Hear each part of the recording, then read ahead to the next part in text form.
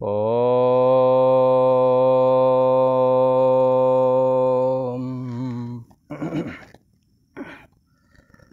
ओम गुरु ब्रह्मा गुरु विष्णु गुरुदेव महेश्वरा गुरु साक्षात् परम ब्रह्म तस्मै श्री गुरुवे नमः।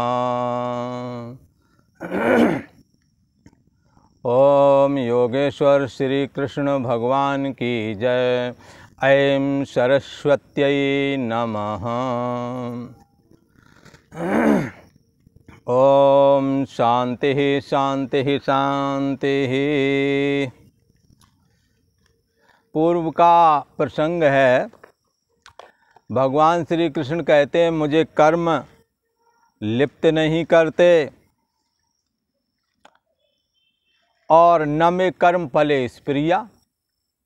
मेरे को कर्म फल की मेरे को कर्म फल मिल जाए या किसी को बहुत शौक से होती है कि नहीं ऐसा हो जाए वैसा हो जाए, स्प्रिया नहीं लोलुपता। जैसे बच्चों को किसी को अच्छी मिठाई खाते देखा जो जिनको नहीं मिलती उन्हें लगता मेरे को मिल जाए, कुछ लोलुपता जैसा लगता है। ऐसे कर्म के विषय में किसी की गाड़ी देखी लगता मेरे को भी ऐसी मिल जाए, मेरे को भी बैठने को मिल जाए। इस तरह की लोलुपता न तो मेरे को कर्म लिप्त करते हैं और न ही कर्म के प्रति हमारी स्प्रिया है। और भगवान श्री कृष्ण अर्जुन से कहते हैं हे अर्जुन मैं तो ऐसा हूँ जैसा कि मैं बता रहा हूँ, पर मेरे को ऐसा यदि कोई समझ लेता है तो कहते हैं इति माम यो भी जानाति कर्म भीर न सब बंधते। वो भी कर्म से नहीं बंधता है। भगवान श्री कृष्ण के विषय में पहले से ही कहा और इस जगह इस गीता में बहुत बार ये बात आई है कि भगवान शरीर होते हुए भी शरीर को अपनी मैं नहीं मानते हैं, मन बुद्धि आदि से असंग हैं। इसलिए इनके द्वारा होने वाली चेष्टा, इनके द्वारा होने वाले कर्म भी वो अपने स्वीकार नहीं करते। उनका दृढ़ अहम अपना निज स्वरूप जो अंतर्यामी स्वरूप है, जो एक अद्वैत, उनके अलावा एक बात और भी है, भगवान श्री कृष्ण के अलावा और कोई देवता है ही नहीं, कोई और दूसरा तत्व नहीं है। भगवान ने ये बात कही है मत्तः परतरम नान्यत किंच दस्त धनंजया। ये भगवान श्री कृष्ण के अलावा और दूसरी कोई वस्तु नहीं है। ये बात कैसे जाने? एक सत्तात्मक जो अंतर्यामी स्वरूप है, एक सत्तात्मक अद्वैत चैतन्यता जो सब में सबकी बुद्धि देश का साक्षी है, वो उसको भगवान श्री कृष्ण अपनी मैं मानते हैं। और भगवान श्री कृष्ण तो आगे बोलेंगे हाँ मैं इस जगत का पिता हूँ, माता हूँ, पिता हूँ, धाता हूँ, पिता मैं हूँ। ये एक शरीर के द्वारा तो नहीं संभव है। ये एक सत्तात्मक चैतन्यता, एक अद्वैत रूप उनके अलावा दूसरा नहीं, एक ऐसे भाव में रहते हैं जो सारे जगत का आधार है। तो ऐसा जो कोई मुमुक्षु, जो कोई जिज्ञासु, जो कोई साधक जान लेता है कर्म भीर न सब बंधते, वो भी कर्मों से नहीं बंधता। ये पूर्व का प्रसंग है। ये अध्याय 4 का 14वां श्लोक है, 14वां श्लोक है। अब भगवान श्री कृष्ण आगे कहते हैं कि पूर्व में जैसे आजकल जिज्ञासु हैं, समझना चाहते हैं, सृष्टि के रहस्य को जानना चाहते हैं, ऐसे पहले भी हुए थे। और पहले वालों ने भी क्या किया था, यदि ऐसी कोई जिज्ञासा करे उन्होंने कैसे साधनाएं की थी, हाँ उन्होंने अपने कर्मों को कैसे किया कि वो कर्म के बंधन से बंधे नहीं, बल्कि कर्म उन्हें मुक्ति देने वाला बन गया। तो बंधुओं यही निष्काम कर्म योग जो जगत के गुरु भगवान श्री कृष्ण कह रहे हैं। पूर्व के साधकों ने, पूर्व के मुमुक्षुओं ने, पूर्व के जिज्ञासुओं ने यही ज्ञान, दुर्लभ ज्ञान धारण किया था। कौन सा ज्ञान? निष्काम कर्म योग वाला ज्ञान। कैसे धारण किया था? जैसे भगवान श्री कृष्ण शरीर के रहते शरीर से असंग, शरीर से सारी चेष्टाएं करते हैं, मन से सोचते समझते हैं, पर मन का सुखी दुखीपन अपना नहीं मानते। इंद्रियों से देखते सुनते, भोजन आदि लेते, ग्रहण करते, त्याग करते, ये क्रिया माया का बनाया हुआ जो यंत्र है उसमें हो रही है, इंद्रियों में हो रही है। इंद्रियां अपने अपने विषयों में बरत रही हैं, ऐसा वो मानते हैं। ऐसा नहीं मानते हैं कि मैं खाता हूँ।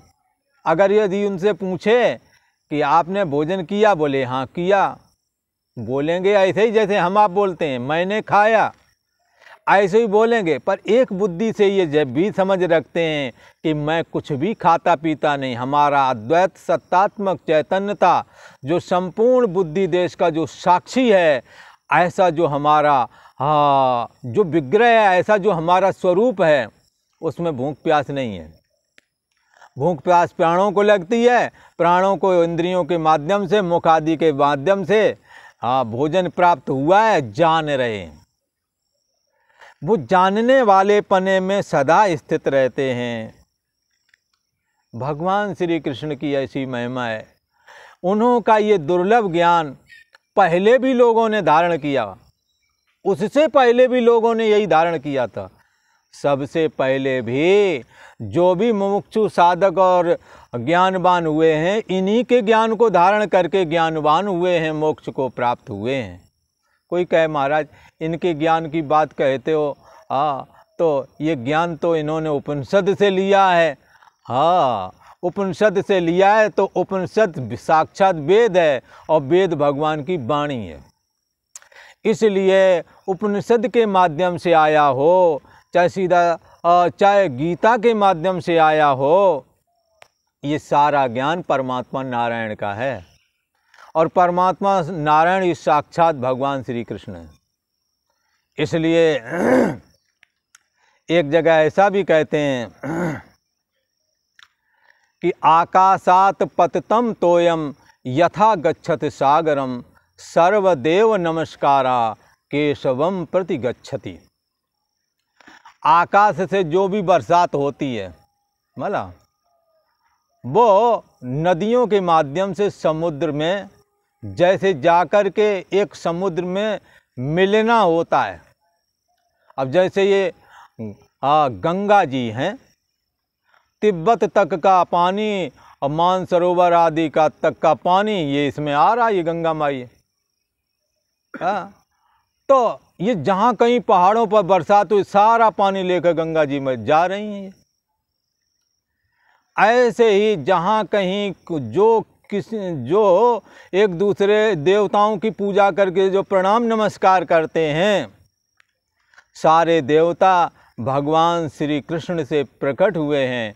इसे सर्वदेव नमस्कारा केशवम प्रति गच्छति, भगवान केशव को जाता है। इसलिए ये सारा ज्ञान भगवान केशव का है, भगवान श्री कृष्ण का है, ऐसा समझना चाहिए। तो पहले के जिज्ञासुओं ने कौन सा ज्ञान धारण किया?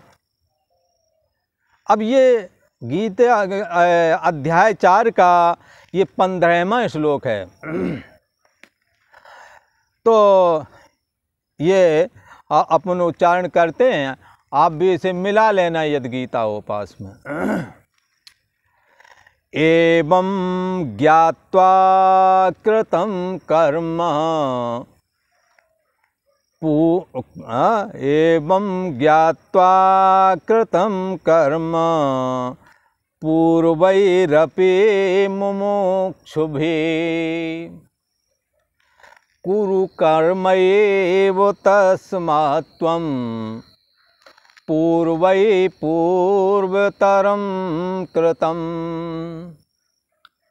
भगवान श्री कृष्ण कहते हैं, एवं ज्ञात्वा, जब साधकों को, मुमुक्षुओं को, जिज्ञासुओं को जब ये मालूम हुआ कि कर्म से छूटना है तो कर्म को छोड़ दें, कर्म करना ही बंद कर दें, ये इलाज नहीं है।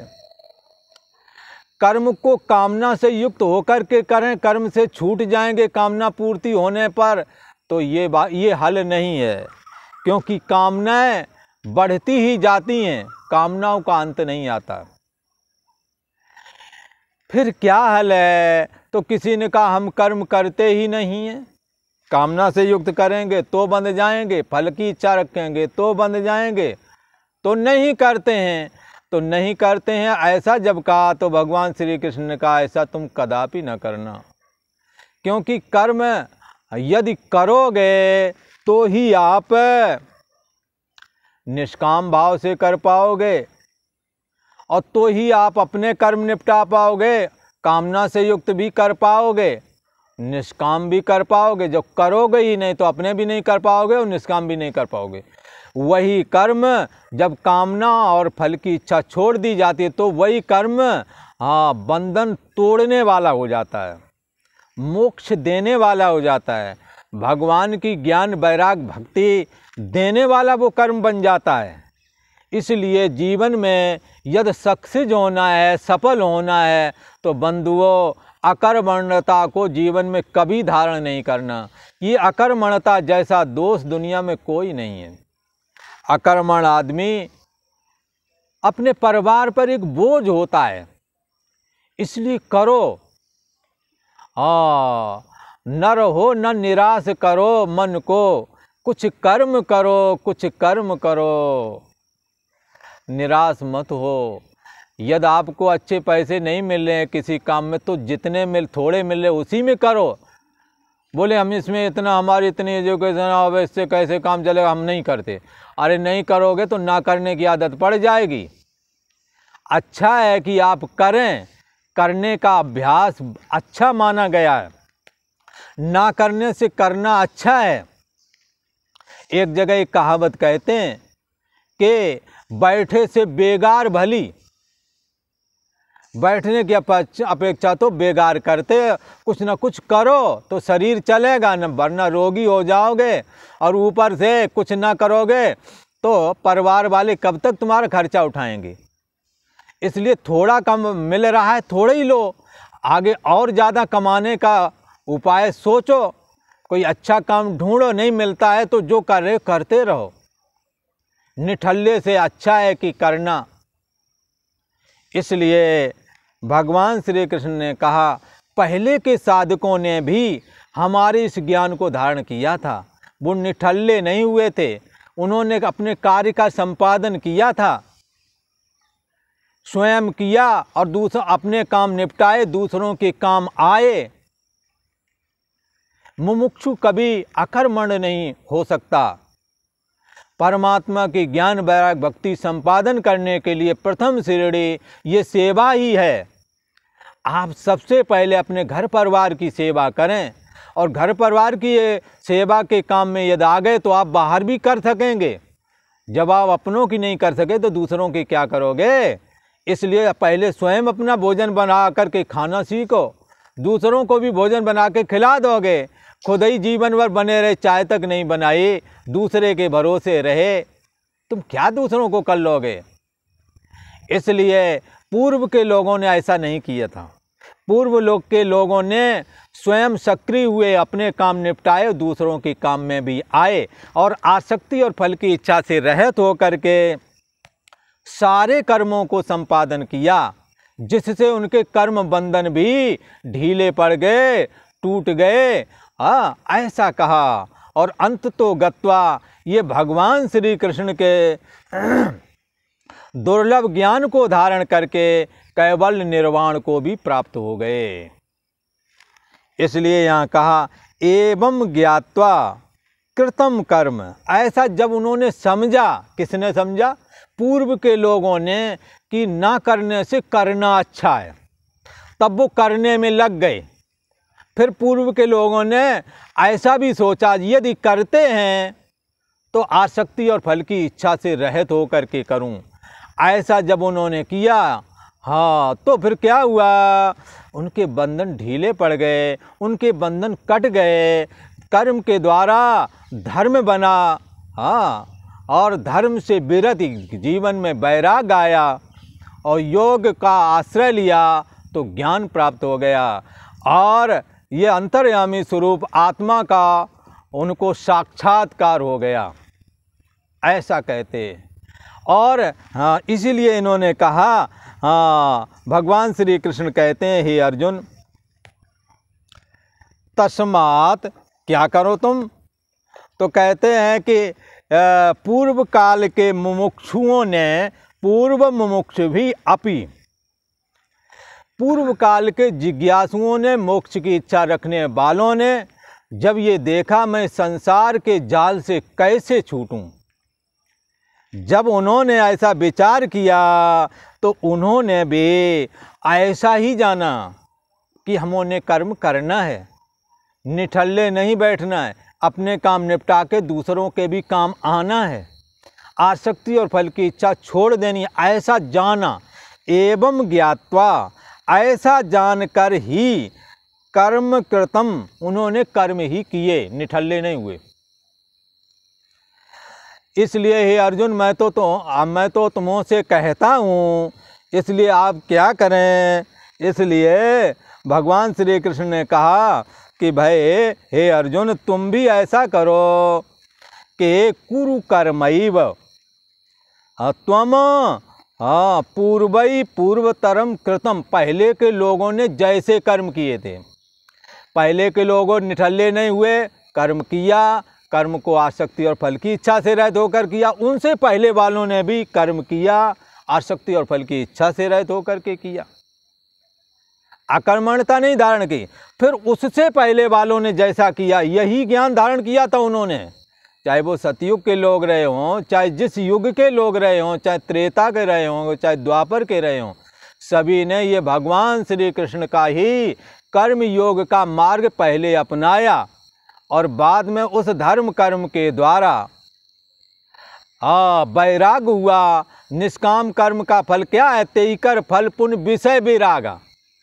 आसक्ति और फल की इच्छा से रहित होकर के आप घर गृहस्थी के काम निपटाएं, उसी प्रकार से समस्त भोगों को भी भोगें, तेईकर फल पुण्य विषय विरागा। आप देखेंगे 50 वर्ष की अवस्था तक पहुँचते पहुँचते उन्हें वैराग हो जाता, लगता है ये अब बच्चों का काम है, अब बच्चे जाने, अब अपन तो भगवान का भजन करेंगे, ऐसी उनके मन में आने लगता है। पर जिन्होंने आसक्ति और फल की इच्छा से रहित होकर के अपने कर्म नहीं किए, दूसरे के काम में नहीं आए, उनके अंदर ये वैराग उत्पन्न नहीं होता। इसलिए भगवान श्री कृष्ण कहते हैं कि तुम कर्मों को करो। कैसे करें, पहले वालों की तरह करो, उनसे पहले वालों की तरह करो, सबसे पहले वालों की तरह करो। और सबके लिए एक ही ज्ञान था, यही ज्ञान, यही भगवान श्री कृष्ण का ज्ञान कि आप आसक्ति और फल की इच्छा से रहित यदि करेंगे तो भिद्यते हृदय ग्रंथि, हृदय ग्रंथि का जो अहम अस्मि रूप ग्रंथि है, जो कर्तापन है, ये कर्तापन जो है ना, ये दग्ध हो जाएगा, जल जाएगा। विद्यते हृदय ग्रंथि छिद्यन्ते सर्व संशया, सारे संशय आपके निकल जाएंगे। दुनिया भरे के संशय है ना, बगैर मतलब का तर्क कुतर्क करते हैं, कोई सीधा साधा महात्मा मिल जाए आपको जतो से ये कैसे वो कैसे, दुनिया भरे के संशय रखते हैं, पर करने योग कर्म नहीं करते, निठल्ले बने बैठे हैं। समझ में कैसे आए बात, समझ में बात तब आती है जब आप निष्काम भाव से सारे कर्म करें, दूसरों के काम आवे, आप उस कर्म से जो तुम्हारा धर्म बनेगा उससे वैराग होवेगा, और वैराग हो करके ये दुर्लभ ज्ञान प्राप्त होता है, तब सारे संशय अपने आप खत्म हो जाते हैं। तो अभी अब वो निष्काम कर्म का अर्थात सेवा शुश्रूषा का काम करना नहीं चाहते। वृद्ध माता पिता बैठे हैं, लंबी लंबी बातें बता रहे हैं और उसमें एक गिलास पानी दे नहीं सकते हो। कैसे साधना आगे बढ़ेगी? साधना तभी आगे बढ़ती है जब आप पहले अपने सारे दायित्वों का निर्वहन आसक्ति और फल की इच्छा से रहित होकर के करें, और फिर उस धर्म से वैराग होवेगा। तब आपके ज्ञान के द्वारा सारे संशय खत्म हो जाएंगे और योग साधना के द्वारा देहाभिमान गलित होता है। तो इस तरह से ये भगवान श्री कृष्ण ने कहा, हे अर्जुन, पूर्व काल के मुमुक्षुओं ने भी ये हमारा निष्काम कर्म योग ही अपनाया था, जब उन्होंने जाना कि इसके बगैर गति नहीं। निठल्ले यदि रहेंगे, कर्म त्याग देंगे तो और ज़्यादा गर्त में गिरेंगे। इसलिए उन्होंने कर्म किए, आसक्ति और फल की इच्छा से रहित होकर के किए। उससे पहले वालों ने किए, सबसे पहले वालों ने भी यही निष्काम कर्म योग का आचरण किया था। हे अर्जुन, तुम भी सदा से किया जाने वाला जो ये कर्म योग है, हाँ, इन कर्मों को ही करने में लग जाओ। हाँ, तू भी पूर्वजों के द्वारा सदा से किया जाने वाला जो कर्म है, इन कर्मों को ही करो और कैवल्य निर्वाण को प्राप्त हो जाओ, दुर्लभ ब्रह्म ज्ञान को प्राप्त हो जाओ, भगवान की परम निर्मल भक्ति को प्राप्त हो जाओ। भगवान की भक्ति भी निष्काम भाव से जब कर्म करते हैं तो वो भी हृदय में प्रकट होती है। जैसे आप दूसरों के काम में जब आते हैं तो हृदय में एक आर्द्रता आती है, एक प्रेम आता है। यही प्रेम बाद में भक्ति का रूप ले लेती है। इसलिए भगवान श्री कृष्ण का बताया हुआ मार्ग बड़ा उत्तम है और हमें निष्काम कर्मयोग के संपादन में नित्य निरंतर लग जाना चाहिए। और आज इतनी ही चर्चा करते हैं। ओम शांति शांति शांति।